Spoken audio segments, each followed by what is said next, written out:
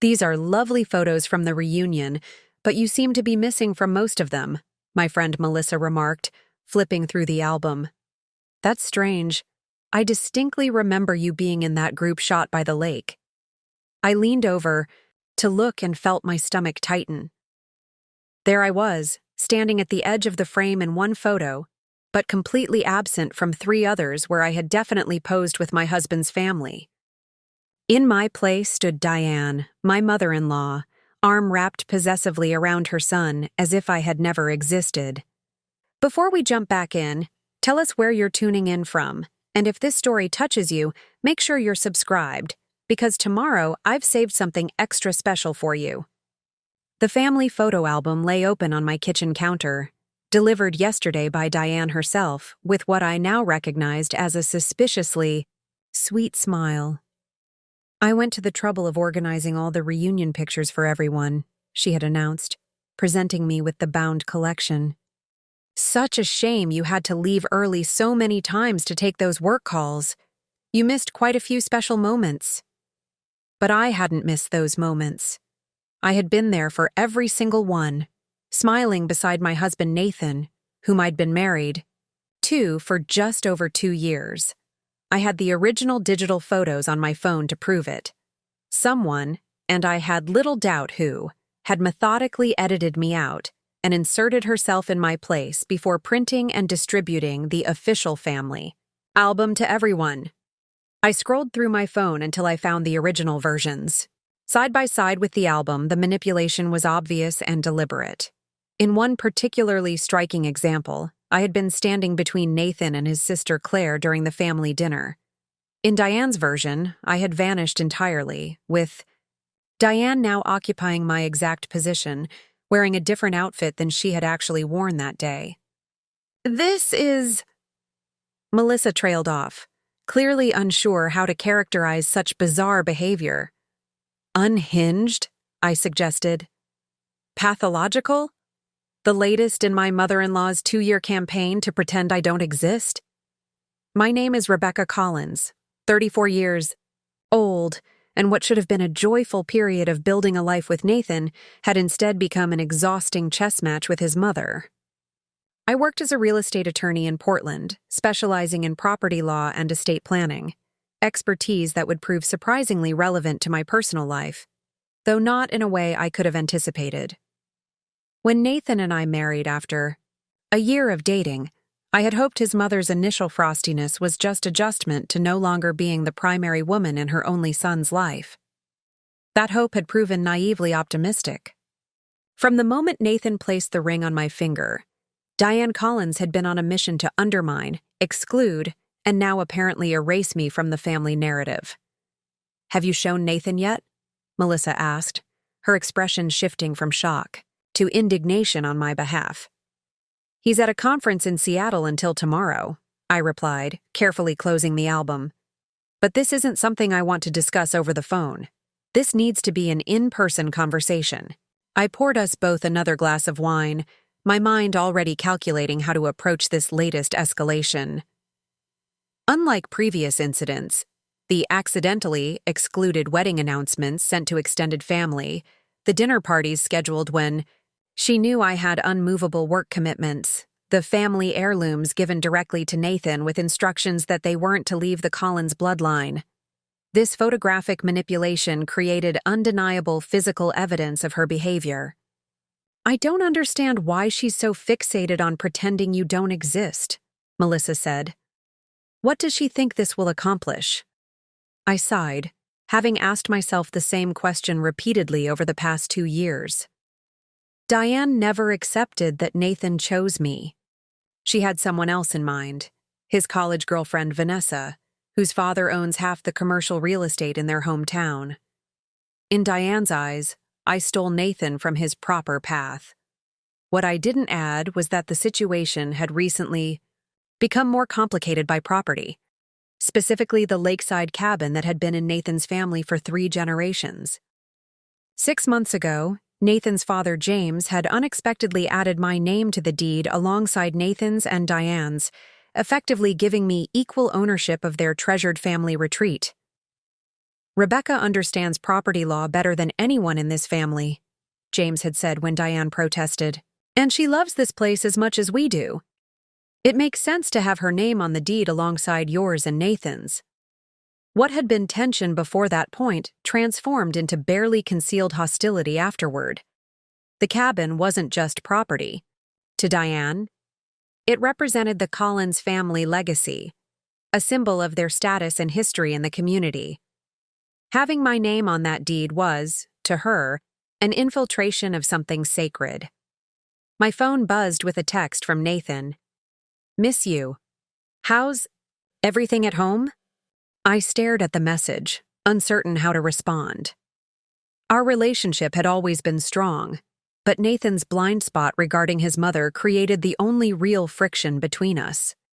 He acknowledged she could be difficult and old-fashioned, but attributed her behavior to grief over losing her husband and fear of change rather than the deliberate campaign I experienced. "Everything's fine," I replied finally. "Looking forward to talking when you're back." "She's going to deny it," Melissa warned, correctly reading my thoughts. "She'll say you're being paranoid or sensitive." "Not this time," I said, flipping back through the doctored photos.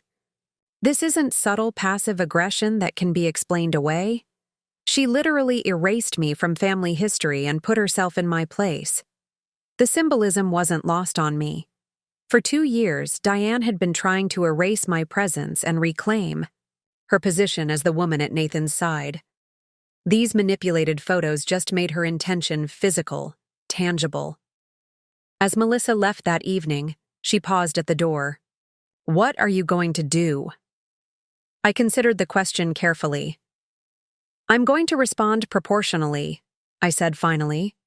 "If Diane wants to play with documentation and family records, she's chosen the wrong opponent." What I didn't tell Melissa was that an idea had already begun forming, one that would use my professional expertise to create a consequence that Diane couldn't ignore or dismiss. If she thought she could erase me from family photos with impunity, perhaps it was time she learned how it felt to be erased from something she valued. I poured myself one more glass of wine and opened my laptop, navigating to the county property. Records. The lakeside cabin deed appeared on my screen, all 3 of our names listed as equal owners: Diane Collins, Nathan Collins, and Rebecca Collins. For now. I first met Nathan Collins 4 years ago during a property dispute case that brought me to the historic courthouse in Lake Oswego. I was representing a client whose neighbor had built a dock extending into their section of lakefront, and Nathan was the environmental engineer brought in to assess the impact on the shoreline ecosystem. We connected over coffee after the hearing, our conversation flowing easily from water rights to favorite hiking trails in the Pacific Northwest. Nathan's passion for the environment matched my dedication to property justice, and by the end of that first meeting, I knew I wanted to see him again. He was thoughtful, engaged with the world in a meaningful way, and possessed a quiet confidence that came from genuine expertise rather than ego. Growing up in a practical middle-class family from Eugene had shaped my approach to life. My parents, a high school science teacher and a librarian, emphasized education, self-reliance, and finding purpose beyond material success. I worked through college and law school, graduating with manageable debt and a clear direction, using my legal skills to help people navigate the often confusing world of property ownership and rights. By the time I met Nathan, I had built a solid reputation at Westlake & Associates, a mid-sized firm where I'd made junior partner the previous year. My specialty was helping families protect their assets and resolve disputes without the emotional and financial drain of lengthy litigation. I found satisfaction in bringing clarity to complex situations, turning legal jargon into practical solutions people could understand. Nathan and I dated for a year before he proposed during a weekend camping trip to Mount Hood. We were watching the sunrise from our campsite, mugs of coffee warming our hands in the crisp morning air, when he asked if I wanted to build a life together. No grand gestures or elaborate setups, just a sincere question at a perfect moment.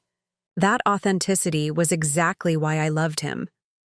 Preparing and narrating this story took us a lot of time, so if you are enjoying it, subscribe to our channel. It means a lot to us. Now back to the story. "You're different from anyone I've ever dated," he told me that morning. "You see the world as it is, but still believe it can be better. I want that perspective beside me for the rest of my life." I said yes, without hesitation, and we spent the rest of the weekend planning our future: a small wedding the following spring, a home with enough yard for gardening, eventually children if we both still wanted them after a few years of marriage. Everything seemed aligned in a way I hadn't experienced before. The first sign of trouble came when Nathan brought me to meet his parents at their primary residence in West Lynn, an elegant colonial-style home with manicured gardens that spoke of old money and careful preservation. James Collins, Nathan's father, greeted me warmly, asking thoughtful questions about my work and sharing stories of his own career in banking before retirement. Diane, however, was coolly polite, her smile never reaching her eyes as she assessed everything from my clothes to my conversational style. "Nathan mentioned you're an attorney," she said over dinner. "At one of the smaller firms in Portland, is that right?" The slight emphasis on smaller wasn't lost on me, but I answered honestly about our boutique approach and specialized focus. Throughout the evening, Diane managed to weave Nathan's ex-girlfriend Vanessa into the conversation with remarkable frequency. Her family's generosity to local charities, her recent promotion at a prestigious Seattle hospital, her long history with the Collins family. "Vanessa practically grew up with us," Diane explained with a meaningful glance at Nathan. "Her parents have the summer home next to our cabin. The girls she and Nathan dated before college never understood the importance of those connections, but Vanessa always did. The implication was clear. I was an outsider to their world, lacking the appropriate background and connections Diane valued. At the time, I had attributed her behavior to protectiveness rather than outright hostility. Many parents struggled to see their children as autonomous adults with their own valid choices. Surely once she got to know me, she would recognize that my feelings for Nathan were genuine and that I respected the family he came from. That optimism lasted until our engagement dinner, where Diane's mask of civility slipped more noticeably. After Nathan announced our plans to marry, James embraced us both with genuine enthusiasm, while Diane excused herself to the kitchen, returning with visibly reddened eyes. "Are you certain this isn't rushed?" she asked Nathan directly, as if I weren't present. 2 years is traditional in our family before marriage. Your father and I dated for nearly 3. "When it's right, Nathan replied, squeezing my hand under the table. "We don't need arbitrary timelines." Diane's mouth tightened slightly. "I suppose we could host something small at the cabin next spring. Just family and close friends, perhaps 50 people. I'll speak with the Harrises about catering." They did. Vanessa's brother's wedding last year, and it was lovely. "Actually," I interjected gently, "we were thinking of a smaller ceremony at Timber Cove. Nathan's friend Marco is ordained and has offered to officiate." The look Diane gave me could have frozen Mount Hood in July. "The Collins family has celebrated weddings at our cabin for 3 generations, she said. Nathan's sister Claire was married on the lawn overlooking the lake. "It's tradition." "Mom," Nathan said carefully, "Becca and I want something that represents both of us. The cabin is your space more than ours." "It will be yours someday," she countered immediately. "Both of yours," she added after a noticeable pause, the words seemingly difficult for her to pronounce. James changed the subject, asking about our honeymoon plans, but the moment had crystallized something important. In Diane's eyes, I wasn't marrying into the Collins family. I was intruding upon it. Our wedding proceeded according to our wishes, despite Diane's persistent suggestions and helpful alternatives. We exchanged vows at Timber Cove with 60 guests in attendance, followed by a reception with locally sourced food, Pacific Northwest wines, and wildflower centerpieces. Diane appeared in photos with a tight smile, wearing a formal dress more suited to a black tie gala than our garden ceremony, creating a visual reminder of her disapproval. At the reception, I overheard her explaining to relatives that we had opted for something unconventional, rather than the traditional Collins. Family celebration? Her tone suggesting we had chosen to eat with our hands instead of using cutlery. When it came time for family photos, she insisted on numerous combinations. Nathan with his parents, Nathan with extended family, Nathan with childhood friends, that conveniently excluded me from the legacy shots. Despite these tensions, our first year of marriage had been largely happy. We purchased a craftsman bungalow in the Selwood neighborhood, combining my practical approach to home ownership with Nathan's eye for character and potential. We established our own traditions: Sunday morning farmers market trips, monthly, dinner parties with friends, hiking adventures cataloged in a shared journal. Nathan's environmental consulting business thrived, and my career at the firm continued on its upward trajectory. But interactions with Diane remained strained. Her resistance to my presence in Nathan's life manifesting in 100 small ways. Invitations that arrived when she knew I had court dates scheduled. Family stories told with inside references I couldn't possibly understand. Holiday gifts for Nathan that emphasized his role as a Collins man with no acknowledgement of his marriage. And now this photo album, tangible proof that in Diane's ideal world, I simply didn't exist. The doctored photo album wasn't an isolated incident, but the culmination of a pattern that had been building since Nathan and I first announced our engagement. What made this particular situation different was that it couldn't be dismissed as a misunderstanding or explained away as an oversight. The digital manipulation required deliberate effort, downloading the original photos, using software to remove me, inserting Diane in my place, and then printing and binding the results into a permanent family record. I spent the evening after Melissa left gathering evidence, pulling the original photos from my phone and cloud storage, creating side-by-side comparisons that highlighted the obvious alterations. In several images, shadows and lighting inconsistencies revealed the amateur editing. In one particularly telling example, Diane had inserted herself between Nathan and his sister Claire, but forgotten to remove my hand, which was still visible on Nathan's shoulder, a disembodied appendage now awkwardly reaching from nowhere. This odd war over family documentation had actually started with our wedding photos. When the professional images arrived, I created albums for both sets of parents. Diane had accepted hers with a tight smile, but when we visited their home 3 months later, I noticed only certain photos were displayed, those featuring Nathan alone or with his parents and sister. None included me. When I mentioned this to Nathan, he suggested that his mother had simply chosen the ones that fit the aesthetic of their formal living room. They have traditional tastes, he explained. Maybe the more casual shots don't match their decor. But the pattern continued. After our first Christmas together, Diane created a family yearbook that minimized my presence, using group shots where I was partially obscured or cropped at the edges.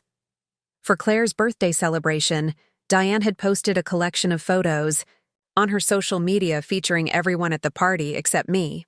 Despite my having spent hours helping with preparations, each incident seemed minor in isolation, the kind of slight that would sound petty if I complained. But together, they formed a disturbing pattern of erasure, as if Diane was curating a version of reality where her son's marriage didn't exist. The situation with the cabin had added another dimension to this ongoing tension. The property, a 4-bedroom, cedar structure on 3 acres of lakefront about 2 hours from Portland, had been in the Collins family since the 1960s. Nathan's grandfather had built it himself, and it had served as the setting for family gatherings for 3 generations. James and Diane had modernized it over the years while preserving its rustic character, and it now represented both significant financial value and immeasurable sentimental worth. 6 months ago, during a weekend visit, James had surprised us, all by announcing his decision to update the property deed. "I've been thinking about estate planning," he explained over breakfast on the cabin's expansive deck. "No sense in waiting until I'm gone for you kids to have security in what will eventually be yours anyway." He explained that he was adding Nathan and me to the deed alongside Diane, while Claire and her husband Michael would receive the family's vacation property in Bend. The decision made practical sense. Nathan had always been more attached to the lake cabin, while Claire preferred the mountain setting closer to her home in Eugene. "Besides," James added with a wink toward me, "it's sensible to have a property attorney in the family when dealing with assets like these. Rebecca can help navigate any complexities." Diane had nearly choked on her coffee. "James, we should discuss this privately first. These decisions shouldn't be made impulsively." "There's nothing impulsive about it," he replied calmly. "I've been considering this for months and already spoke with our attorney. The paperwork is being prepared." "But adding Rebecca's name directly?" Diane persisted, her voice strained. "Surely, it would make more sense to keep it in the Collins name for now." "Nathan and Rebecca could always are joint owners," James completed firmly. "As my son and his wife. This isn't up for debate, Diane." The tension that morning was palpable, but James had remained firm. 2 weeks later, we all signed the new deed at their attorney's office. I became legal co-owner of the Collins family cabin, with all the rights and responsibilities that entailed. Diane's behavior toward me deteriorated noticeably after that day. Her previous passive-aggressive tactics evolved into more direct attempts to exclude me from family matters, particularly anything concerning the cabin. She began scheduling family work weekends to maintain the property, then informing Nathan at the last minute, often when I had unmovable professional commitments. She created a group text for cabin logistics that included James, Nathan, and Claire, but not me, despite my name being on the deed. When Nathan confronted her about these exclusions, she deflected with practiced innocence. "I didn't want to bother Rebecca with mundane details when she's so busy with her important career." Or, "I assumed you'd relay any necessary information to her. You two are a unit after all." Always with that same tight smile that never reached her eyes. Nathan, caught between his mother and his wife, tried to mediate with limited success. "She's from a different generation," he would explain. "She doesn't mean to be difficult. She just hasn't adjusted to the changes in the family dynamic." But I knew better. Diane's behavior wasn't confusion or generational disconnect. It was a deliberate campaign to minimize my role in Nathan's life and the Collins family. The manipulated photo album was just the most tangible evidence of her true intentions. The morning after discovering the altered photos, I called Claire, Nathan's sister. Unlike Diane, Claire had welcomed me into the family from the beginning, perhaps because as the only daughter, she had experienced her own struggles with Diane's controlling nature. "Has your copy of the reunion album arrived yet?" I asked after exchanging pleasantries. "Yesterday," she confirmed. "I haven't had a chance to look through it yet. Mom dropped it off with a batch of her lemon squares. When you do look at it, pay attention to the group shots," I suggested. "Specifically, see if you notice anything unusual about who's in them." Claire was silent for a moment. "Oh no," she finally said. "What did she do this time?" I explained what I had discovered, and Claire's response confirmed my suspicions. "I wish I could say I'm surprised," she sighed. "But this is classic mom taken to a new extreme. She did something similar when Michael and I first got engaged, kept accidentally using photos of me with my ex in family slideshows. Dad finally intervened when she tried to include one in our wedding rehearsal dinner presentation. Nathan still doesn't see it," I admitted, "or doesn't want to see it." "Nathan has always been the golden child," Claire said. "Mom's perfect son who could do no wrong, until he chose a wife without her approval. It's harder for him to recognize her manipulation because he's never really been the target before." Claire's insight helped crystallize my understanding of the situation. This wasn't just about me as an individual. It was about control. Diane had always expected to guide her son's major life decisions, and my presence represented a fundamental challenge to her authority. The property deed had exacerbated the situation by giving me legal standing in something she considered exclusively Colin's family domain. "What are you going to do?" Claire asked. "I'm still figuring that out," I replied. "But I'm done pretending." This is normal mother-in-law tension. The photo manipulation crosses a line. After hanging up, I sat in my home office, surrounded by evidence of Diane's bizarre behavior, and considered my options. As a property attorney, I understood better than most how documents defined relationships and rights. Diane had tried to erase me from the family narrative through manipulated images. Perhaps it was time to show her exactly how it felt to be erased from something that mattered. Diane Collins had been the unofficial social director of West Lynn's upper echelon for nearly 3 decades. Her journey to that position hadn't been effortless, something I'd learned from Nathan's father during a rare private conversation. James had a habit of sharing revealing anecdotes after his second scotch, often when Diane was occupied elsewhere. "Diane wasn't born into this world," he'd told me during a holiday gathering last year, gesturing vaguely toward the immaculate living room where his wife was arranging everyone for yet another photo opportunity. "She married into it, just like you. The difference is, she never wanted anyone to know that." According to James, Diane had grown up in modest circumstances in Tacoma. The daughter of a postal worker and a part-time bookkeeper, she'd attended Washington State on scholarship, where she met James during his business program. His family, established Portland banking professionals with connections throughout the Pacific Northwest, had initially viewed her with the same veiled skepticism she now directed at me.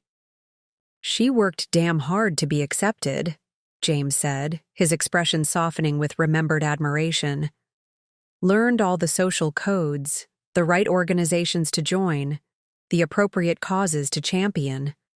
By the time Nathan was born, no one would have guessed she hadn't summered in Lake Oswego her entire life." This revelation explained much about Diane's behavior. Having fought for her place in the Collins family sphere, she guarded it zealously. Anyone she perceived as an outsider, particularly a woman marrying her son, represented a threat to the carefully constructed identity she'd spent decades perfecting. Her methods of maintaining control were subtle, but effective. She wielded social currency like a precision instrument, distributing approval or disappointment in carefully measured doses. With Nathan, she alternated between effusive pride in his accomplishments and gentle concern that his choices might not reflect Collins' family values, a nebulous concept that seemed to mean whatever Diane needed it to mean in any given situation. Claire had escaped much of this manipulation by moving to Eugene after college, establishing geographical as well as emotional distance from her mother's influence. But Nathan, despite his independent spirit in most areas, maintained a blind spot where Diane was concerned. "He was always her project," Claire had explained during one of our sister-in-law lunch dates. "The perfect son she could present to society as evidence of her success. When he chose environmental engineering over finance or law, she spun it as noble character rather than admitting he'd deviated from her plan." Diane had mastered the art of weaponized hospitality, creating social situations that appeared generous while serving her strategic purposes. The elaborate dinner parties where she seated me far from Nathan, the thoughtful gifts that subtly emphasized my outsider status, like the Christmas she gave everyone else family heirlooms while presenting, me with a generic department store scarf. The carefully timed phone calls during our date nights that somehow always constituted urgent family matters, requiring Nathan's immediate attention. Her tactics extended to properties as well. Before James added my name to the lake cabin deed, Diane had controlled access to the property through an intricate calendar system only she fully understood. Family members needed to check with Diane before planning any visits, ostensibly to avoid conflicts, but practically ensuring she maintained veto power over who used the cabin and when. When Nathan and I managed to schedule a weekend alone there, jumping through all of Diane's procedural hoops, we would inevitably arrive to find she had coincidentally planned to drop off supplies that day, necessitating a lengthy visit where she rearranged items I had unpacked and pointed out household systems Nathan might not have explained properly to me. What made Diane particularly effective as an antagonist was her plausible deniability. On the surface, each action could be defended as well-intentioned or misunderstood. This allowed her to maintain her public image as the devoted mother while systematically undermining my relationship with her son. "You're overreacting," Nathan would say when I raised concerns. "Mom's just set in her ways. She doesn't mean anything by it." But the calculated nature of her behavior became clear in how precisely she targeted her actions. She never crossed lines that would appear objectively unacceptable to Nathan. She saved her most direct aggression for moments when he wasn't present, when it would be my word against hers. The turning point in my understanding of Diane came during last Thanksgiving, when a snowstorm delayed Nathan's return from a conference in Chicago. I had arrived at the Collins family home alone, planning to help with preparations until Nathan could join us later that evening. Diane had initially suggested I might prefer to wait until Nathan arrives, but James insisted I come. As planned, for 3 hours, I worked alongside Diane in uncomfortable silence, chopping vegetables and setting the formal dining table according to her precise instructions. As we worked, Diane received a call from Vanessa's mother, a conversation she took on speakerphone in the kitchen, allowing me to hear every word. "Such a shame about the Martinez acquisition," Mrs. Harris said after they'd exchanged pleasantries. "George was saying just last week how perfectly Vanessa and Nathan could have managed that together, with her medical connections and his environmental expertise. That partnership would have been ideal for expanding the Harris portfolio into healthcare properties."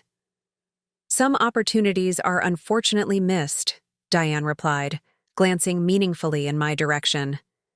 "Though I remain hopeful that certain situations may prove temporary." The implication was unmistakable. In Diane's mind, my marriage to Nathan was an unfortunate detour in his life path, one that had cost the Collins family valuable social and business connections. More disturbingly, she viewed our relationship as potentially impermanent, something that might still be corrected. When I recounted this exchange to Nathan after Thanksgiving dinner, his response surprised me. "Mom's always had this fantasy about me and Vanessa," he acknowledged with unexpected candor.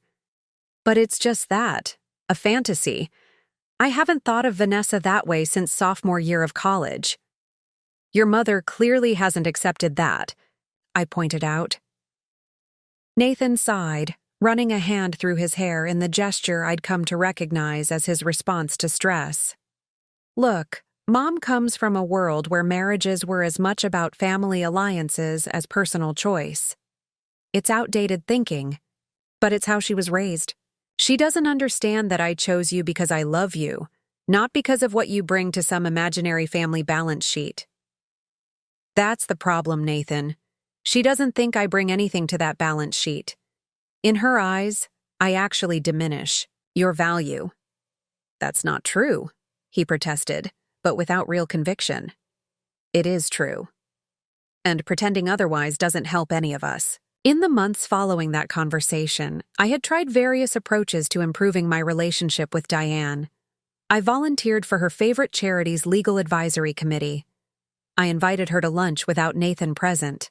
I even asked for her input on renovating our guest bathroom, an area where her design experience might genuinely be useful. Each overture was met with superficial acceptance and practical resistance.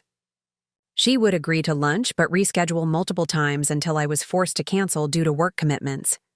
She would provide bathroom design suggestions that completely disregarded our stated preferences and budget. She would acknowledge my committee participation with a dismissive, "How nice that you can find time for community service despite your demanding career." The doctored family photos represented an escalation in this Cold War, a statement too deliberate to ignore. As I organized the evidence on my desk, I considered what this manipulation revealed about Diane's state of mind. The technical effort required suggested not just casual dislike, but obsessive resentment. She hadn't just excluded me from family documentation, she had actively removed me and replaced herself in my position. The psychological implications were disturbing. In creating this altered reality where I didn't exist, Diane wasn't just expressing disapproval, she was engaging in a form of magical thinking, creating a tangible representation of the world as she wished it to be. And in that world, the lake, cabin, the property that symbolized Colin's family legacy, would remain solely in the hands of people who shared that precious Colin's name.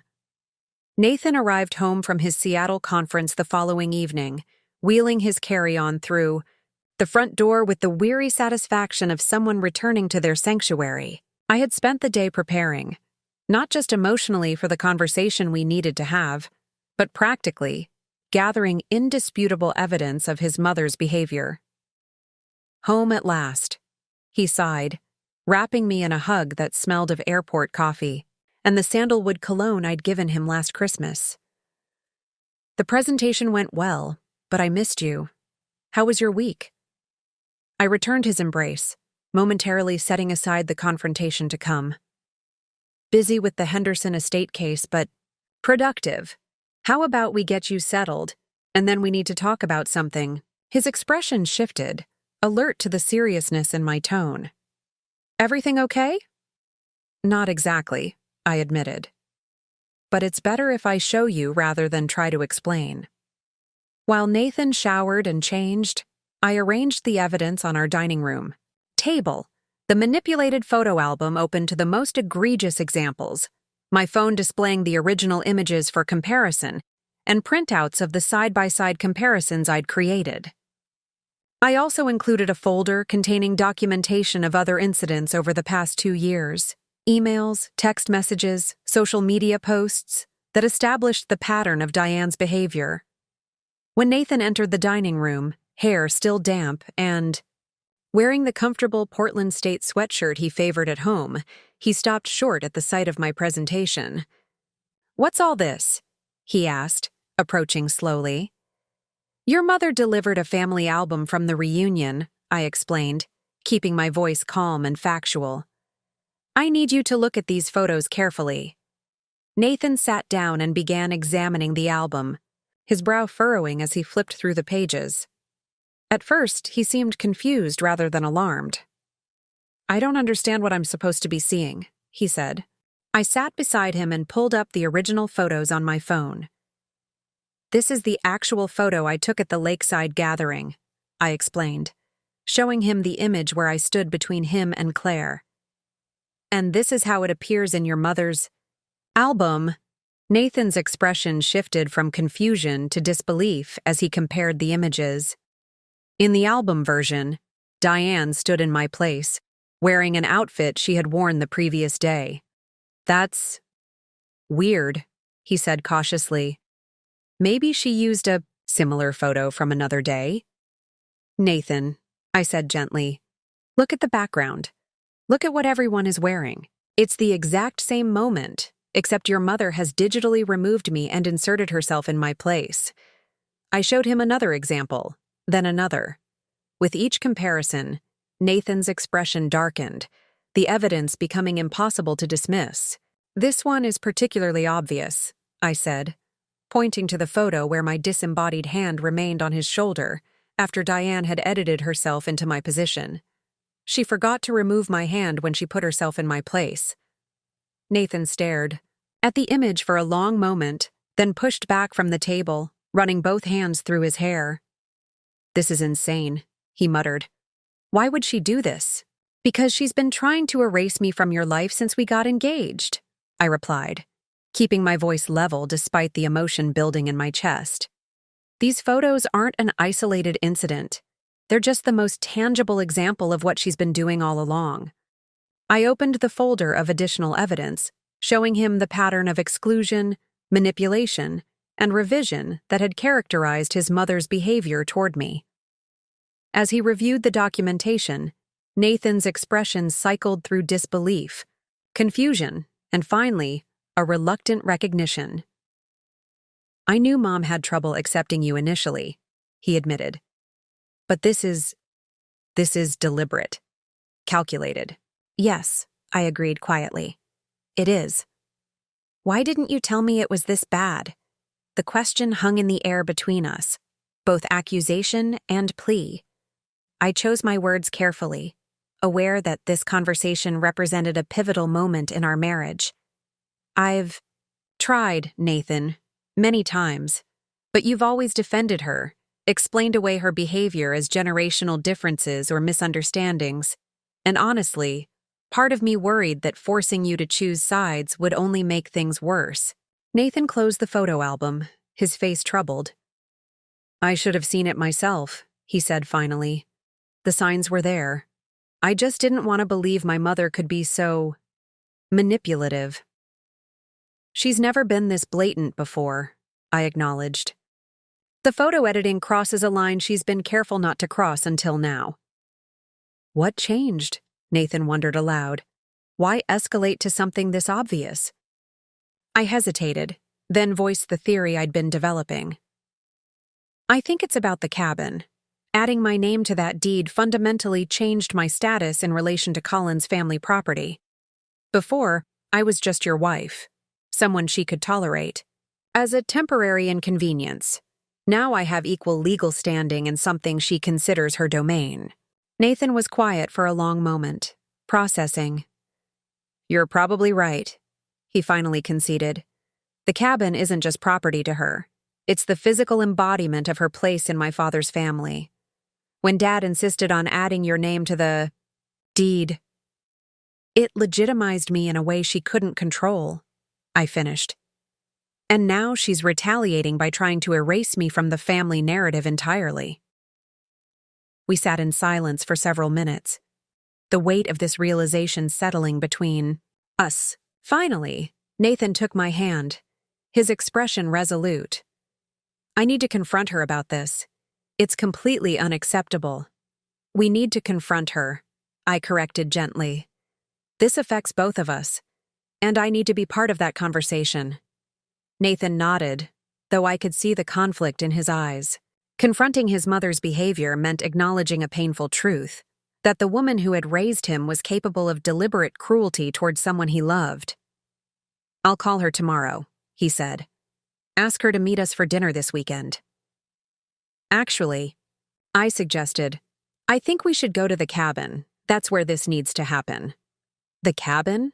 Why?" "Because that's what this is really about," I explained. "Your mother's behavior escalated dramatically after my name was added to that deed. If we're going to address this properly, we need to do it in the space that matters most to her." Nathan considered this, then nodded slowly. "You're right. I'll tell her we're coming up Saturday and want to discuss some cabin maintenance issues. Dad should be there too. He needs to see what she's done." As Nathan made the call to his parents, arranging our visit to the cabin that weekend, I felt a complex mixture of emotions: vindication that he finally recognized his mother's behavior for what it was, anxiety about the confrontation to come, and underneath it all, a simmering anger that had been building for 2 years. That night, as we lay in bed discussing how to approach the conversation with his parents, Nathan asked a question that caught me off guard. "What do you want to happen, Becca? What's your ideal outcome from all this?" I considered carefully before responding. "I want acknowledgement. I want your mother to admit what she's done and take responsibility for it. I want an authentic apology and a genuine change in behavior." "And if that doesn't happen?" he pressed. "Mom isn't exactly known for admitting when she's wrong." "Then I want boundaries," I said firmly. "Clear, enforceable boundaries with consequences if she crosses them. I can't keep pretending everything is normal while she systematically tries to erase me from your life." Nathan was quiet for a moment. "I need you to know that I choose you," he said finally. "If it comes down to that, I choose our marriage over my mother's manipulation. I should have made that clearer much sooner." His words provided some comfort, but as I drifted toward sleep, I couldn't help wondering if it would really be that simple. Diane Collins had spent decades perfecting her strategies for maintaining control. She wouldn't relinquish it easily, especially not to the woman she viewed as her primary competition for her son's loyalty.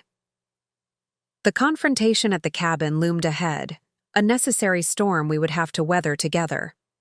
But beneath my apprehension, another plan was taking shape, one that would ensure Diane finally understood exactly what it meant to be erased from something that mattered. I'll edit parts 6 and 7 to be 500 words each while maintaining the stories. Essential elements. The following morning, I woke earlier than usual, my mind already cycling through preparations for our weekend confrontation.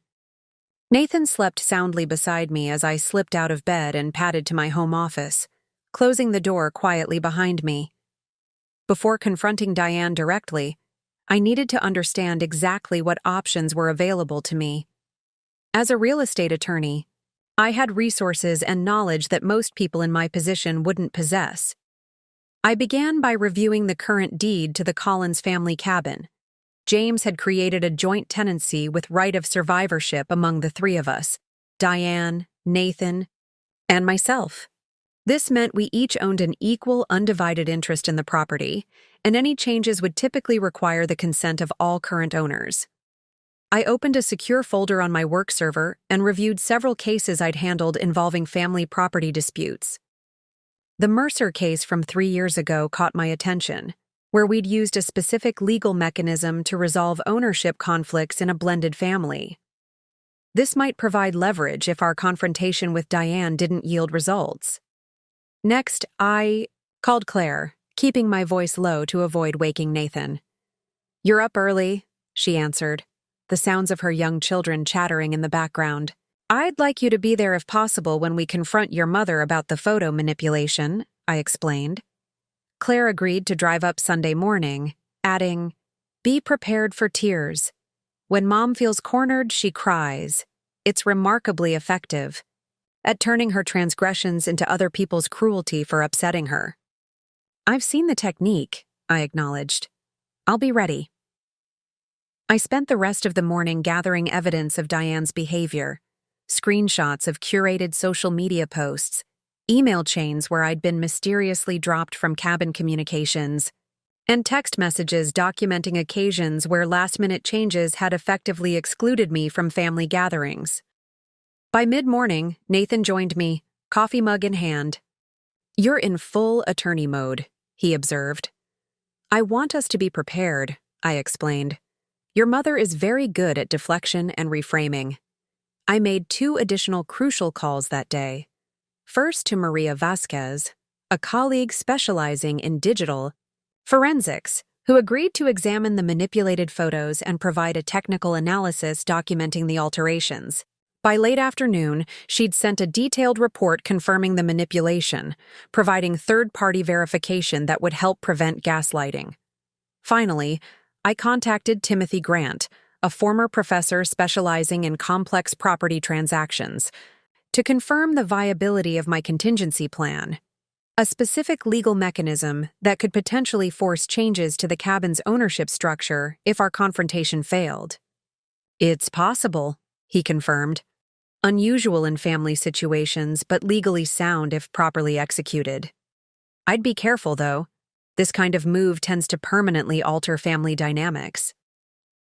By Friday evening, as Nathan and I packed for our weekend at the cabin, my preparation was complete. I had comprehensive evidence of Diane's behavior pattern, expert verification of the photo manipulation, Claire's support, and most importantly, a clear understanding of our legal options regarding the cabin. What I didn't share with Nathan was the nature of my contingency plan, a last resort involving a legal procedure called partition by sale that could potentially force liquidation of the jointly owned property if co-owners couldn't agree on its use and management. The cabin's main room welcomed us with morning light streaming through its wall of windows. James moved comfortably in the open kitchen, his flannel shirt and worn jeans a stark contrast to the formal attire he typically wore in West Lynne. "Pancakes okay?" he asked, measuring flour into a bowl. "Actually, Dad," Nathan interrupted gently, "we need to talk to you about something important before Mom arrives." James noted our serious expressions, set down the measuring cup, and joined us at the large oak dining table where I had arranged the evidence: the doctored album, my phone with original images, and Maria's forensic report. "This is the family album Diane created from the reunion," Nathan explained, opening it to the first manipulated image. "Take a look at these group photos, and then look at Becca's phone with the original versions." James studied the images with growing confusion, adjusting his reading glasses as comprehension dawned. "I don't understand. Did Diane do this? Remove Becca from these photos?" "Not just remove me," I clarified. "Replace me with herself in several key family photos." For the next hour, we walked James through the documentation I'd assembled: the social media posts excluding me, the strategically timed family events, and the gradual escalation culminating in the doctored photos. James listened in troubled silence, occasionally asking clarifying questions. "I knew there was tension," he admitted finally. "But this goes beyond adjustment difficulties. This is deliberate," Nathan finished. "And it needs to stop." As we continued discussing approach strategies, my phone buzzed with a call from Claire. "Mom just called me with a sob story," she reported, her voice tight with anger. "She said you and Nathan have ambushed Dad at the cabin for some kind of relationship intervention, and you're trying to turn the family against her. She begged me not to participate in what she called your vendetta against her." I gripped the railing, momentarily speechless. "Claire, we only just showed your dad the evidence. There's no way Diane could know about our discussion yet." "She's making preemptive strikes," Claire explained. "Classic mom tactics. Control the narrative before anyone else can present their version. She mentioned that Aunt Susan and Uncle Robert needed to hear her side before you contacted them. This complication demanded a strategic adjustment. If Diane was already working to discredit our concerns, we needed to be prepared for a much more defensive conversation than anticipated. "I think we need to document our conversation with her," I suggested when I returned inside. "Not secretly. We'll be transparent about it. But given how she's already working to reframe the situation, we need an objective record." Nathan hesitated. "Recording feels adversarial." "It is," I acknowledged, "but so is calling family members to undermine us before we've even spoken to her." Around noon, Nathan received another text. "Having lunch with Vanessa's parents at the club. They send their regards.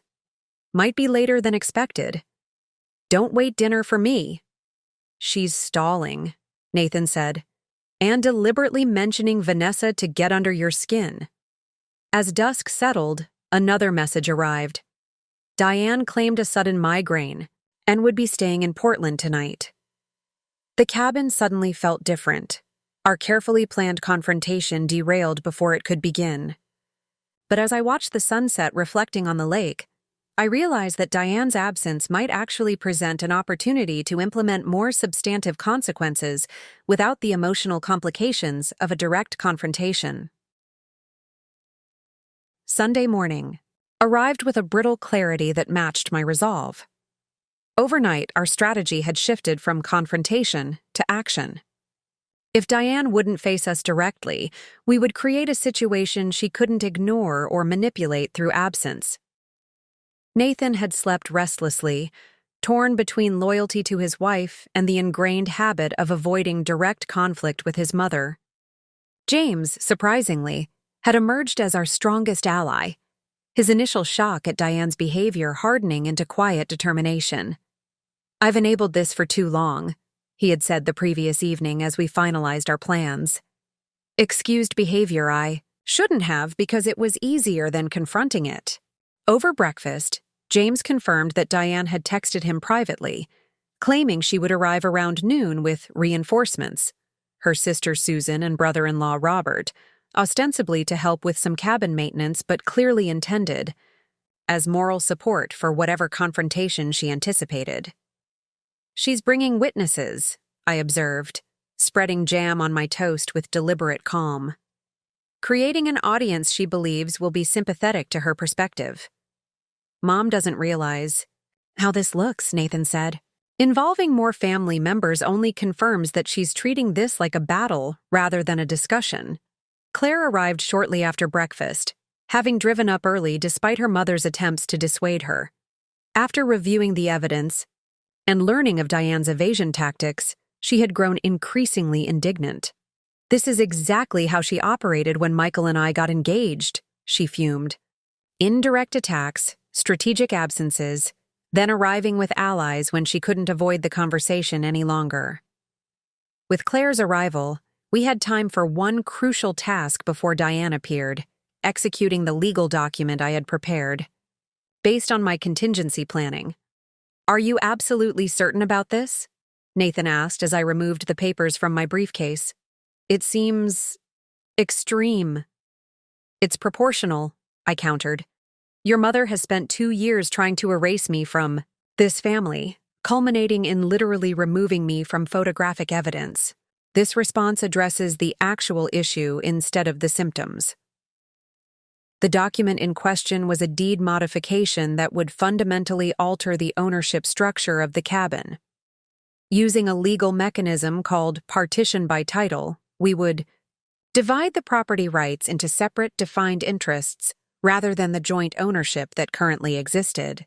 More specifically, the document would convert James's and Nathan's shares into a separate tenancy agreement, legally separate Diane's interest from the others, add clear usage provisions that prevented any owner from excluding others, include a mandatory mediation clause for any future ownership disputes. Most significantly, the agreement required all current owners to sign, if Diane refused. James and Nathan would proceed with a court-ordered partition that could potentially force a sale of the property with proceeds divided among owners. In essence, we were creating a formal legal boundary where family boundaries had failed. Diane had manipulated photos to create a false reality. We would use legal documentation to establish an unmanipulatable truth. "It's a nuclear option," Claire observed, reviewing the document with her background in business administration. "But honestly, Mom's left you few alternatives. She won't respond to conversation or reason." James read through the papers carefully, asking clarifying questions about specific provisions. Despite his emotional investment in the cabin his father had built, he appeared resolved. "Diane needs to understand that her behavior has consequences," he said finally. "Real ones, not just hurt feelings that she can dismiss as oversensitivity." With all 3 of us in agreement, James, Nathan, and myself as the current deed holders, we signed the initial paperwork that would allow the partition process to begin if Diane refused our terms. I would hold these documents in escrow, using them only if our confrontation failed to produce results. At 11:30, the crunch of tires on gravel announced arrivals. Through the cabin windows, we watched 3 vehicles pull into the driveway: Diane's silver Mercedes, Susan's red SUV, and behind them, unexpectedly, a black BMW I recognized as belonging to Vanessa's father, George Harris. "She brought the Harrises?" Nathan said incredulously. "They're not even family." "They're witnesses," Claire muttered. "And reinforcements. Classic Mom." The strategic implications were clear. Diane had not only brought family allies but had explicitly included the parents of the woman she had always preferred for Nathan, a deliberate provocation and an attempt to create social pressure through the presence of community pillars. As the group approached the cabin, Nathan took my hand. "Remember, this is about us and our marriage, not about them," I nodded, squeezing his fingers in acknowledgement. "I'm focused on the outcome, not the drama." When the door opened, Diane entered first, her expression a carefully constructed mask of concern. She wore a tailored cream suit that seemed absurdly formal for a cabin weekend, clothing as armor and status marker. James, darling, I brought help since you mentioned cabin maintenance, she announced, completely ignoring the fact that 4 of us were seated at the dining table with documents spread before us. Behind her, Susan and Robert entered, followed by George and Margaret Harris. The tableau must have been jarring for them, clearly not the scene Diane had prepared them for. Rather than finding us casually scattered around the cabin, they encountered what looked remarkably like a formal meeting in progress. "What's all this?" Diane asked, her tone shifting from artificial brightness to wariness. "Some kind of family meeting I wasn't informed about?" "You were informed," Nathan replied evenly. "It's why we asked you to meet us here this weekend, the meeting you chose to avoid last night." Diane's eyes darted to the papers on the table, then to James, clearly searching for an ally and finding none in her husband's grave expression. "Well, we're here now," she said, gesturing to her entourage. "Though I don't understand why you've involved Claire when this was supposed to be about cabin maintenance." "This isn't about cabin maintenance," I said, finally addressing her directly. "It's about these." I opened the photo album to the most obvious examples of manipulation, with my phone displaying the original images beside them. The room fell silent as everyone processed what they were seeing. "I don't understand," Susan said, leaning closer. "These photos are different." "They're manipulated," Claire explained. "Mom digitally removed Becca from the family photos and inserted herself instead." Diane's face flushed, but she recovered quickly. "That's ridiculous. I simply used different photos from the same event. There were so many taken—" "No, Diane," James interrupted firmly. "We've had them professionally analyzed.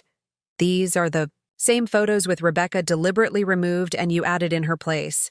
There's no ambiguity here." George and Margaret Harris exchanged uncomfortable glances, clearly realizing they had been brought into a situation very different from what Diane had described. "Perhaps we should leave," George suggested. "This seems to be a private family matter." "Yes, perhaps you should," Nathan agreed, his tone making it clear that their presence had been inappropriate from the start. As the Harrises awkwardly excused themselves, Diane's carefully constructed scenario began crumbling. She had clearly told them a very different story about why their presence was needed at the cabin today. "Don't leave on our account," Diane called after them desperately. "This won't take long. Just a misunderstanding about some photos." But the Harrises continued their retreat, the front door closing behind them with a definitive click. Diane turned back to us, her expression hardening. "I hope you're satisfied. You've embarrassed me in front of our oldest friends." "You embarrassed yourself," Claire corrected, "by bringing uninvolved people to what you knew was a serious family discussion." With her external supporters gone, Diane shifted tactics. "I don't know what you think these photos prove. So I selected ones where I was more prominently featured. That's hardly a crime."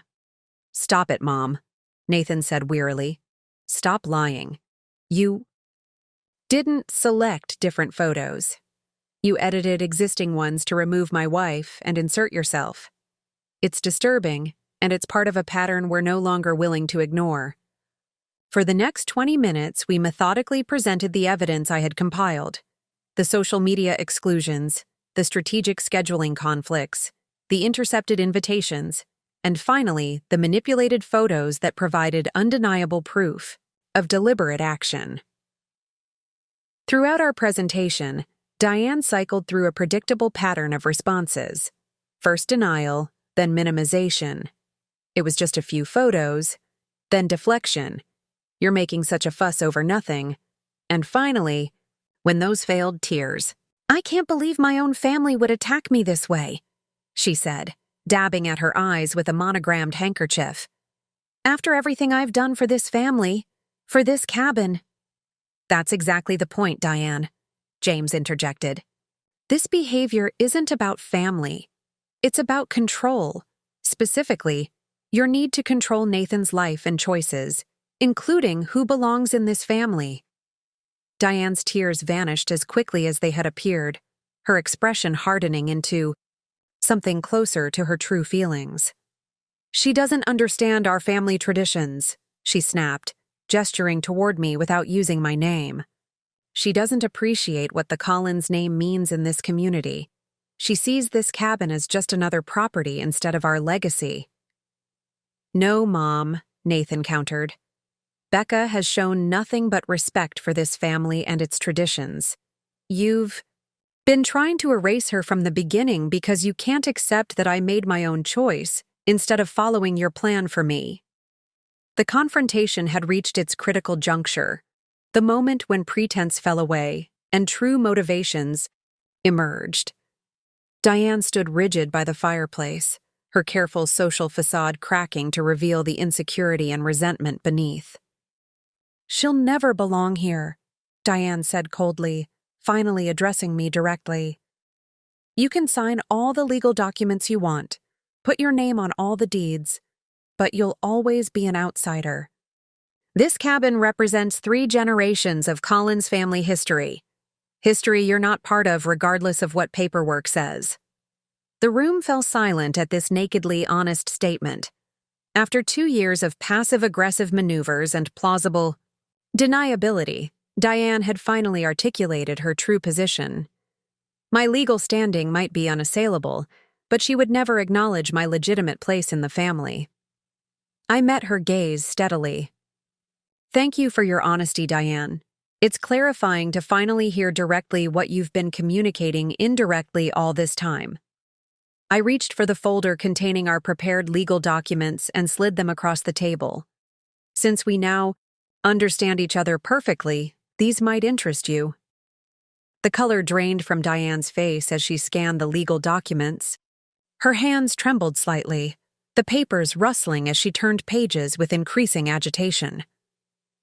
I observed her reaction carefully, noting the precise moment comprehension dawned. The slight widening of her eyes, the involuntary intake of breath. "This is... You're attempting to force a partition of the cabin?" she finally managed, her voice unnaturally high. "A property that's been in the Collins family for 3 generations? Not attempting," I corrected calmly. "Implementing. Those papers are already signed by James, Nathan, and myself, the 3 current legal owners. We're offering you a choice, Diane." Susan moved closer to her sister, peering at the documents with obvious confusion. "What exactly does this mean? In plain English?" James answered before I could. "It means we're formally dividing the ownership. Rights to the cabin. Currently, we all have equal, undivided interests. This creates separate legal domains and usage rights." "It's quite generous, actually," I added. "You maintain your ownership share, Diane, but what changes is your ability to control how others use the property or make decisions about it." Diane's shock was transitioning rapidly to fury. She turned to Nathan, clearly hoping to find some hesitation or regret in her son's expression. Finding none, she shifted to her most reliable tactic, emotional manipulation.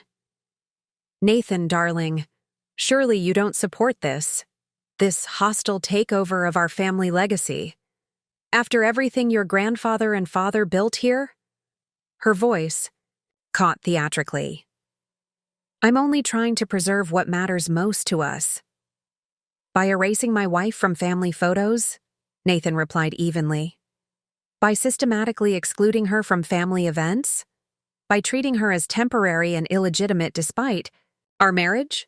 That's not preservation, Mom. That's sabotage." Diane turned desperately to James.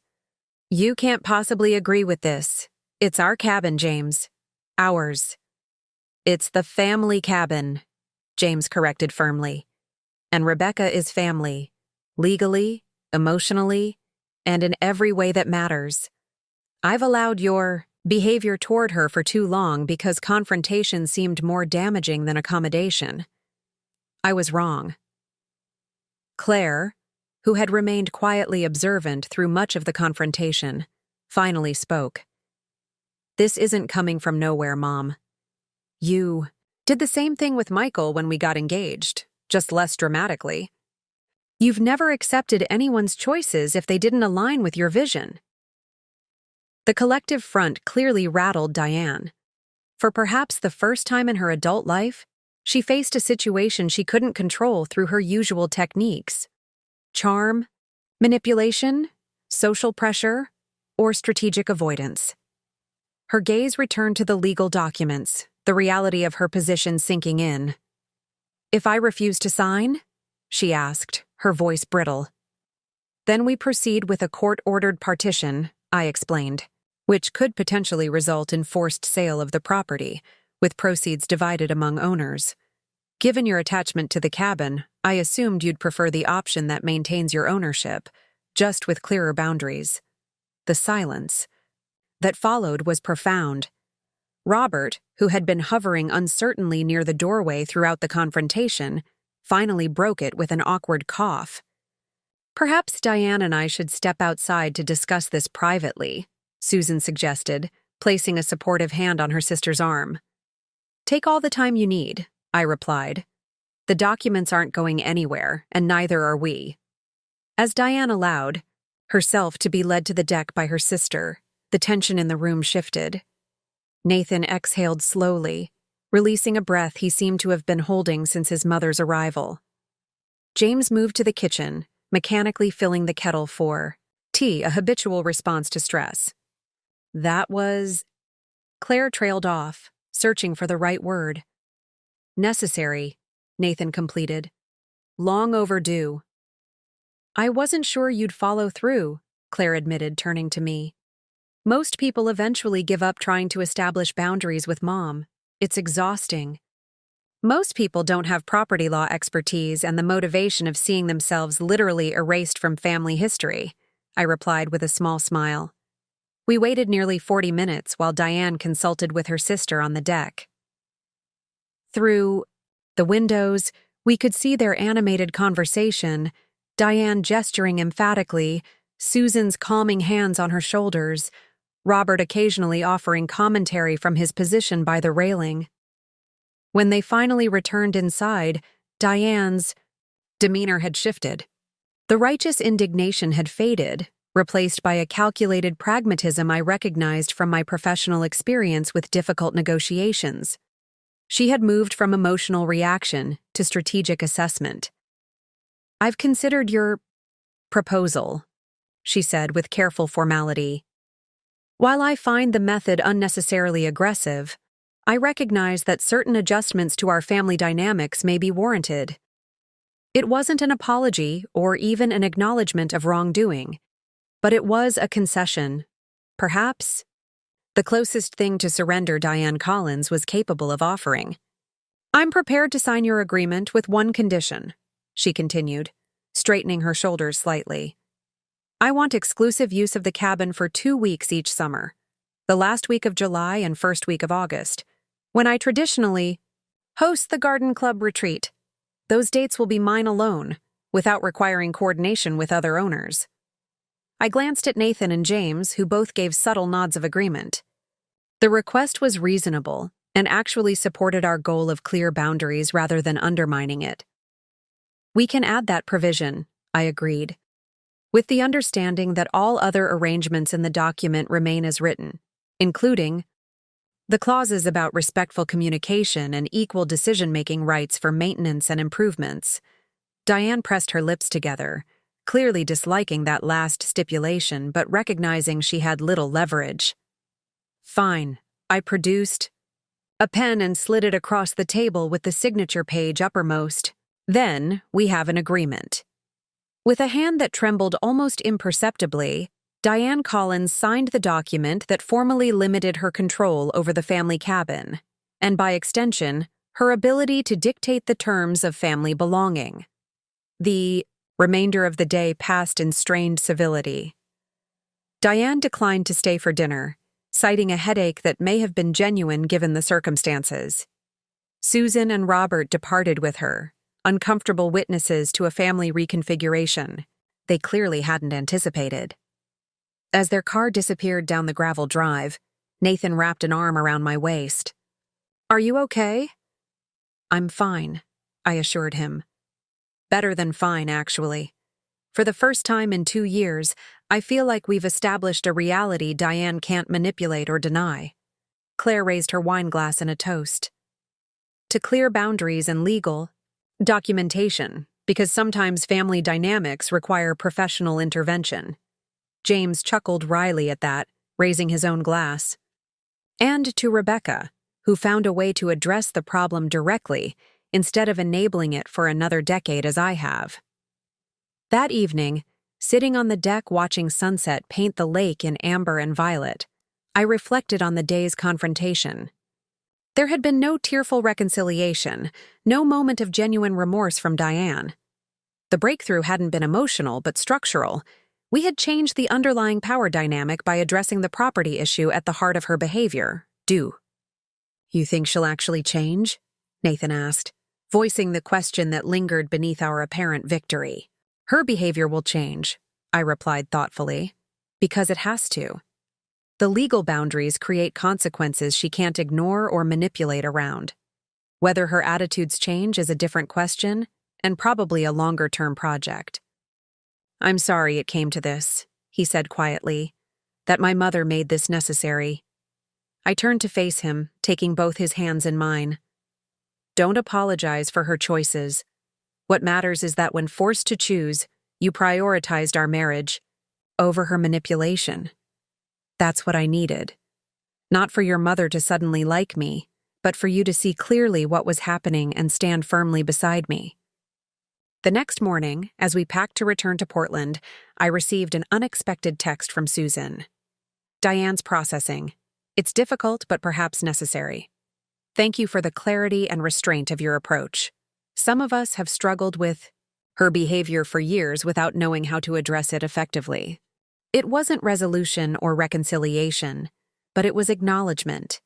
Recognition that the boundaries we had established served a necessary purpose beyond our immediate situation. As we drove home along the winding roads that connected the cabin to our everyday lives, I felt a weight lifting that I hadn't fully recognized I'd been carrying. The photo album lay in my bag, tangible evidence of how far Diane had gone to erase me. But the signed legal documents represented something more powerful. My indelible place in the family's legal reality, a presence that couldn't be photoshopped away or socially marginalized. Diane had replaced me in family photos, attempting to create a narrative where I didn't exist. In response, I had used my professional expertise to replace her role as property gatekeeper, addressing the actual source of power that enabled her behavior rather than just its symptoms. The confrontation hadn't been about revenge but recalibration, establishing a new reality where manipulation carried concrete consequences. Whether Diane eventually accepted me as family remained to be seen, but she would have to acknowledge my legitimate place in the property she valued above almost everything else. Sometimes, I reflected as Portland's skyline appeared on the horizon. The most effective response to erasure isn't emotional appeal, but structural change, altering the underlying reality in ways that can't be denied or dismissed. Diane had taught me that lesson, though certainly not in the way she intended. In the weeks following our confrontation at the cabin, a new pattern emerged in our interactions with Diane. The immediate aftermath brought a predictable period of withdrawal. She declined Sunday dinners, missed a planned theater outing with James, and communicated primarily through terse text messages. This retreat was neither unexpected nor particularly concerning. It represented the adjustment period we had anticipated. What interested me more were the subtle shifts occurring beneath the surface of this apparent estrangement. Diane's social media activity, which Claire monitored with wry amusement, revealed strategic repositioning rather than simple avoidance. Photos appeared of Diane with her sister's family, at charity functions, and notably at several events with the Harrises, all carefully curated to demonstrate that her social standing remained, unaffected by recent family adjustments. She's building a narrative, Claire observed during our weekly coffee meetup, creating evidence that she's chosen to reallocate her time rather than being forced to change her behavior. Image management, I agreed. It's actually quite skillful. You sound almost admiring, Claire noted with surprise. Professional respect, I clarified. Diane's techniques may be problematic, but they're undeniably effective in certain contexts. It's why they've worked for her for so long. 3 weeks after the confrontation, I took steps to secure our position beyond the immediate legal boundaries we'd established. First, I created a comprehensive digital archive of all documentation related to the incident. The original and manipulated photos, witness statements from Claire and James, the forensic analysis, and most importantly, the signed partition agreement. This archive was stored securely with copies maintained by both my firm's secure server and our family attorney. Next, I drafted a detailed memorandum documenting the pattern of behavior that had precipitated our actions. This wasn't intended for confrontation, but for protection, establishing a clear record of events that couldn't be rewritten or minimized later. The memo included dates, specific incidents, and contextual factors that demonstrated the deliberate nature of Diane's campaign to marginalize me. When Nathan questioned whether these measures were necessary, given the agreement already in place, I explained my reasoning from a professional perspective. This isn't about punishing your mother or rehashing the conflict, I assured him. It's about preventing backsliding. Documentation protects everyone by creating an objective reference point if memories begin to shift or behaviors start to recur. Third protective measure was more subtle, but equally important. I arranged a lunch with James specifically to discuss the cabin's long-term maintenance and financial planning, areas previously controlled exclusively by Diane. I've drafted a maintenance schedule and reserve fund proposal, I explained, sliding the folder across the restaurant table. It establishes predictable contributions from all owners and creates transparency around expenditures. James reviewed the documents with growing appreciation. This is exactly what we've needed for years. Diane's approach has been more improvisational. I thought you might appreciate some structure, I replied, and it removes potential friction points by establishing clear processes rather than case-by-case decisions. What I didn't explicitly state was that this financial reorganization completed the transition of power we had begun with the partition agreement. By creating systematic approaches to cabin management, we eliminated another area where Diane could exercise subjective control or create artificial conflicts. The final element in securing our victory came unexpectedly through Nathan's initiative rather than my planning. After a month of limited contact with his mother, he invited her to lunch, just the two of them, at her favorite restaurant in Lake Oswego. I need to establish new patterns with Mom, he explained beforehand. Not just legal boundaries, but personal ones. She needs to understand that our relationship can continue, but only with significant adjustments to her behavior toward you. When he returned from that lunch, his expression held both resolution and cautious optimism. What did she say? I asked. Many things, most of them predictable, he replied, loosening his tie. There were tears, accusations that we'd ambushed. Her claims that we'd misunderstood her intentions with the photos. And how did you respond? With calm consistency, he said, his voice reflecting newfound confidence in handling his mother. I told her I wasn't interested in debating what happened. The evidence was clear. What mattered was how we moved forward. According to Nathan, after exhausting her usual techniques and finding them ineffective, Diane had finally asked the question, that represented a potential turning point. What exactly do you want from me? Nathan's answer had been simple but profound. Respect for my choices and my marriage. Not approval, not enthusiasm, just basic respect demonstrated through behavior. He had then outlined specific examples of respectful versus disrespectful actions, from including me in all family communications to refraining from comparative references to Vanessa or other suitable women. Most importantly, he had made it clear that these weren't negotiable requests, but requirements for maintaining a relationship with him. I don't know if she'll follow through, Nathan admitted. But for the first time, I think she understands there are actual consequences if she doesn't. As April turned to May, we began to see tentative evidence of adjustment in Diane's behavior. The changes weren't dramatic or particularly warm. Diane would never transform into an affectionate mother-in-law, but they were measurable. She began including my name in texts about family gatherings. She refrained from scheduling events during times she knew I had professional commitments. And perhaps most tellingly, she returned to the cabin for a weekend with James without attempting to exclude us from knowledge of their visit. These small shifts confirmed what I had believed from the beginning. Diane's behavior wasn't fundamentally about me as an individual, but about control and her perception of family hierarchy. When those structural elements changed through legal and interpersonal boundaries, her behavior adjusted accordingly. Not from emotional reconciliation, but from pragmatic adaptation to a new reality she couldn't manipulate. Summer arrived with a subtle but significant shift in the Collins family dynamics.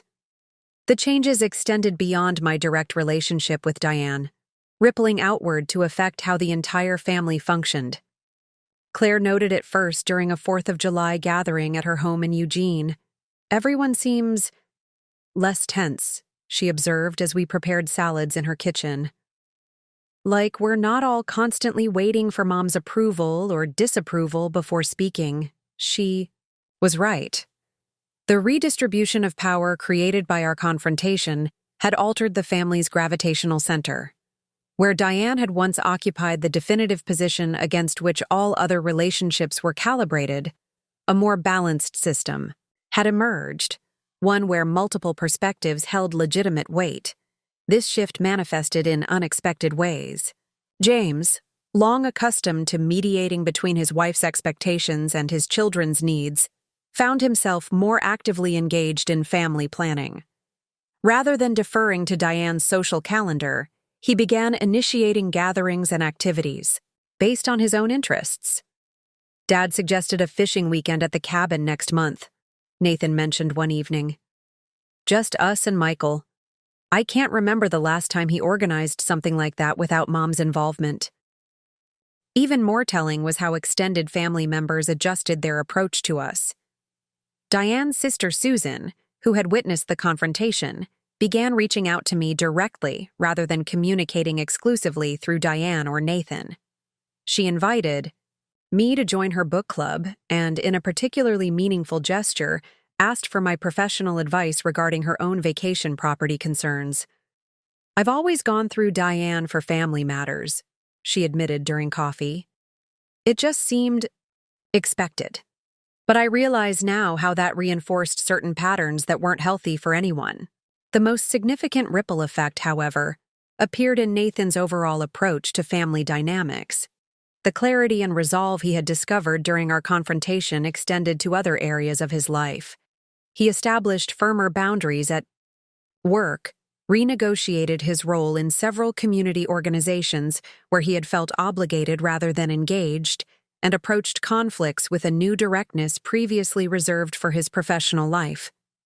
Standing up to Mom was like breaking a spell, he reflected during a weekend hike.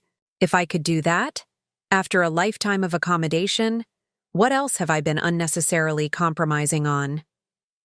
My relationship with James also deepened in unexpected ways. Having recognized his own role in enabling Diane's behavior, he seemed determined to establish a more balanced connection with me. He began sharing family stories and history without Diane's curatorial filter, including me in the narrative rather than positioning me as an observer of it. You would have enjoyed Nathan's grandfather, he told me during one cabin weekend, showing me original building plans for the property. He valued competence and straightforwardness above all else, much like you.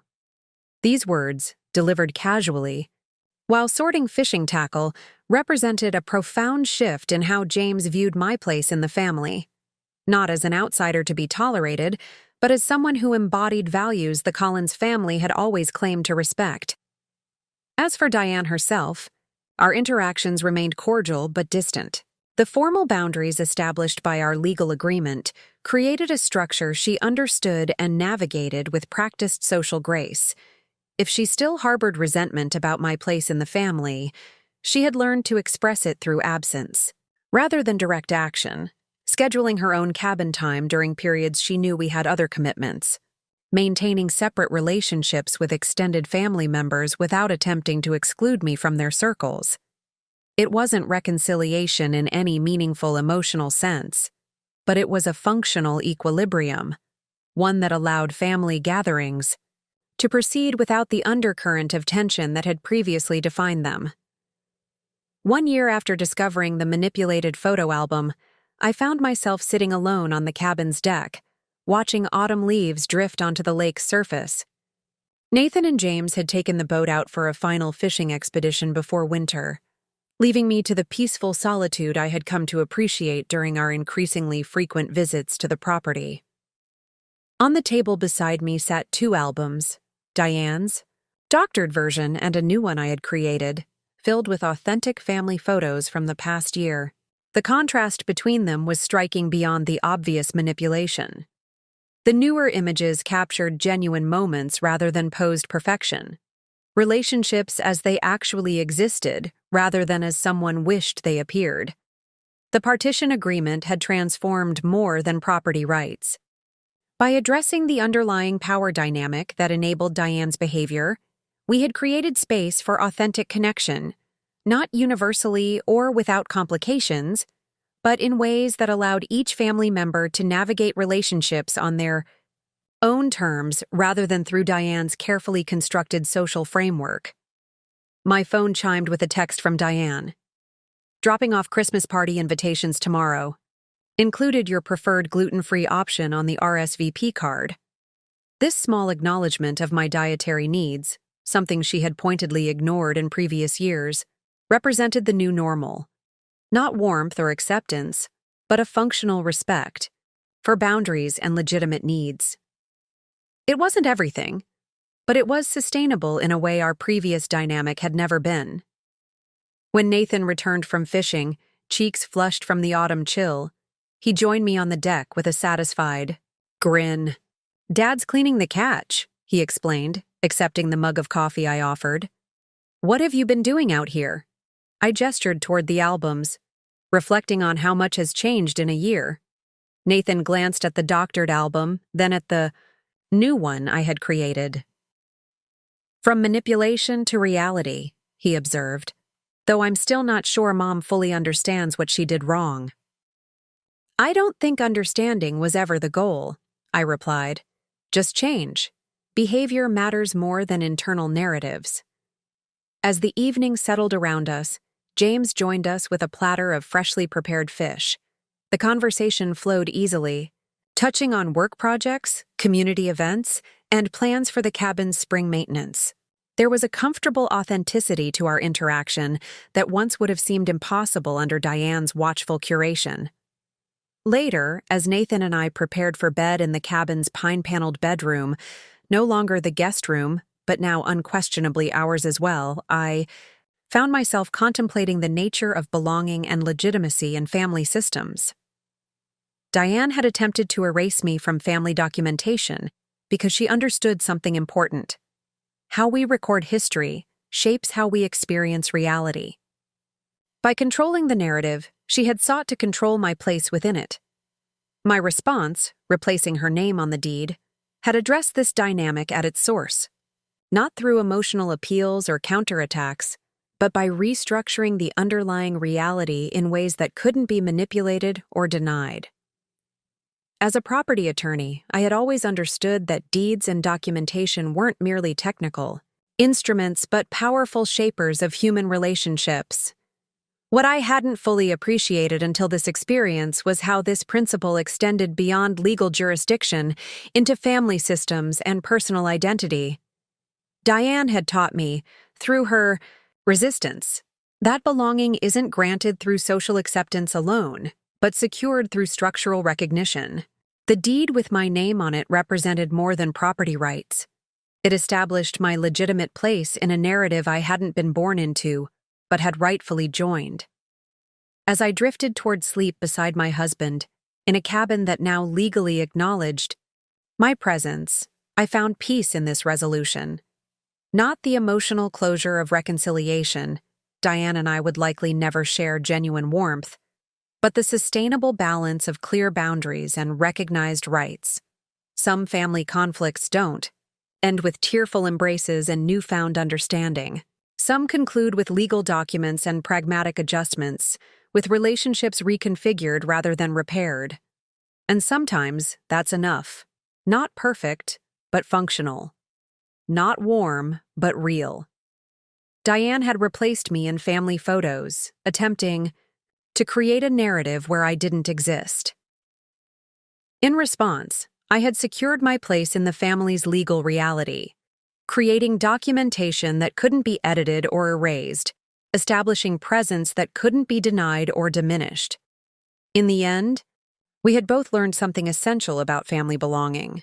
Sometimes a name on a deed speaks louder than any picture. Up next, you've got 2 more standout stories right on your screen.